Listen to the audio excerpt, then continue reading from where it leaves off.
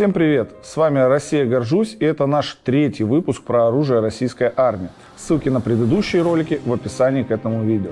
Сегодня познакомим вас с комплексами «Искандер», танком Т-90 и ЗРК БУК-М3. Зенитный ракетный комплекс БУК-М3 считается одной из самых совершенных систем ПВО в своем классе. Один дивизион комплексов БУК-М3 может одновременно обстреливать до 36 целей на высоте от 5 до 35 км и на дальностях от 3 до 70 км. Комплекс уничтожает летательные аппараты всех типов, поражает надводные цели, а также обстреливает радиоконтрастные наземные цели. В состав комплекса входит командный пункт, станция обнаружения и целеуказания, радиолокационная станция, заряжающая машина, огневая и пусковая установка, а также ракета. Ракета 9М317М позволяет пробивать высокопрочные материалы. Старт ракеты осуществляется на основном двухрежимном твердотопливном ракетном двигателе. Установлена система объективного контроля, созданная на базе современного программного обеспечения с использованием новейшего ЦВК. Следующим на очереди у нас оперативно-тактический ракетный комплекс «Искандер». Около 15 лет комплекс ждал своего часа, ибо что толку в восхвалении оружия, если оно не применялось по назначению? И вот не разочаровал. В состав комплекса входит самоходная пусковая установка, транспортно-заряжающая машина, командно-штабная машина, машина регламента и технического обслуживания, пункт подготовки информации и машина жизнеобеспечения. Не следует забывать и о комплекте арсенального оборудования с учебно-тренировочными средствами. Конструктивно ракета «Искандер» состоит из двух частей. Задняя цилиндрическая, в которой размещен двигатель и топливный отсек, и передняя коническая с обтекателем, где располагается боевая часть, ложные цели, управляющий блок, приводы рулей и так далее. Более легкая передняя часть позволяет сместить назад центр давления. ОТРК производится в трех вариантах. «Искандер-М» с квазибаллистической ракетой имеет радиус поражения до 500 км. «Искандер-К» запускает крылатые ракеты на дальность до 2000 км, по данным западных СМИ. Особняком стоит «Искандер-Э» – упрощенный экспортный вариант с дальностью вылета, не превышающей 280 км. Вместо острого носового обтекателя ракеты с инициальным наведением возможна установка оптической головки самонаведения. Точность ракеты с такой головкой достигает 5-7 метров, позволяя поражать точечные цели. В памяти ракеты хранится загруженное перед пуском изображение местности вокруг цели снимок. Он сделан ранее сверху, спутником, самолетом или беспилотником, в оптическом диапазоне.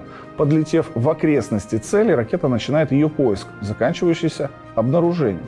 Значит, ракета получила изображение местности вокруг цели с помощью своей оптической головки самонаведения и распознала местность вокруг цели на полученной картинке. Система управления сравнивает хранящиеся в памяти изображения местности вокруг цели с наблюдением головки самонаведения. Они отличаются, ведь местность и цель видны с некоторого текущего произвольного ракурса под плавно меняющимся углом. Совпадение черт этих двух изображений называется корреляцией, а насколько они совпадают, характеризует степень корреляции или коэффициент корреляции. При подлете к цели система управления все время вычисляет текущую степень корреляции хранимой и наблюдаемой картинок. С приближением к цели местность видна все лучше и правильнее. Корреляция двух картинок растет, достигая максимума непосредственно у цели. В конце участка активного разгона «Искандер» летит со скоростью около 2000 метров в секунду. Максимальная скорость в конце участка снижения на границе атмосферы 2600 метров в секунду. Скорость возле цели 800 метров в секунду. «Искандер» показал свою значимость, участвуя в спецоперации на Украине, и теперь многие вопросы сняты с повестки дня, ибо, обладая хорошим комплексами ПВО типа С-300, ПВО Украины ничего не смогло противопоставить «Искандерам», которые в первые дни четко отработали по аэродромам и прочим объектам военной инфраструктуры Украины. «Искандер» — современный оперативно-тактический ракетный комплекс, стоящий на вооружении, поэтому его точные параметры и детальное устройство засекречены, а конструктивные данные приводятся оценочно и остаются предметом дискуссий. Возможные расхождения в цифрах и приводимых данных естественны, военная тайна должна оставаться тайной. Однако принципы работы «Искандера», логика полета ракеты и выбора траектории понятна и интересна. Будучи одним из самых эффективных тактических и ракетных комплексов в мире, «Искандер» продолжает боевую службу и развитие своих возможностей. Танк Т-90 имеет несравненные тактико-технические характеристики. Он соединяет в себе безотказность Т-72 и технически продвинутое оснащение Т-80. Вариация Т-90АМ и Т-90М оснащена дополнительным отсеком для боеукладки, новым орудием 2А-82 топливными баками. В 2010 году, после смерти главного конструктора танка Владимира Ивановича Поткина, Т-90 было присвоено словесное название «Владимир». Среди достоинств Т-90 специалисты отмечают возможность вести стрельбу управляемыми снарядами комплекса «Рефлекс-М», которые пробивают 700-мм броню с расстояния в несколько километров. Также выделяют устанавливаемый на танке комплекс оптика электронного подавления «Штора». Он способен сбить с траектории пущенную по Т-90 радиоуправляемую ракету. Также «Штора» при помощи выброса аэрозольной гранаты призвана дезориентировать систему лазерного наведения противника.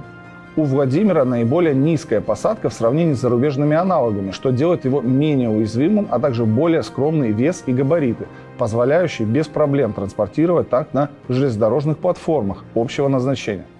Машина имеет многослойную противоснарядную защиту, которая, по оценкам специалистов, приравнивается к литой броне толщиной более полуметра.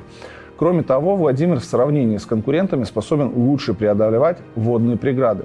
Гордимся нашим вооружением и зовем вас в комментарии. Пишите, про какое оружие вам было бы интересно узнать подробнее. Пока!